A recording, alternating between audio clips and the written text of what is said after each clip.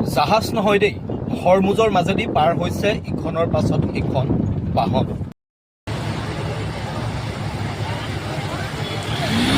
হৰমুজৰ মাজেদি ইখনৰ পাছত সিখন বাহন পাৰ হৈ গৈছে। আপুনিও দেখি আচৰিত হ'ব যে হৰমুজৰ মাজেদি বাহন কেনেদৰে পাৰ হৈ যাব পাৰিছে। এই দৃশ্যকেইটা আপুনি ভালদৰে চাওক যে ইখনৰ পাছত সিখন বাহন পানী ফালি পাৰ হৈ গৈছে। কিন্তু আপুনি আচৰিত নহ'ব, আমি যদিও আপোনাক হৰমুজ বুলি কৈছোঁ, এয়া ইৰাণে বনোৱা হৰমুজ নহয়।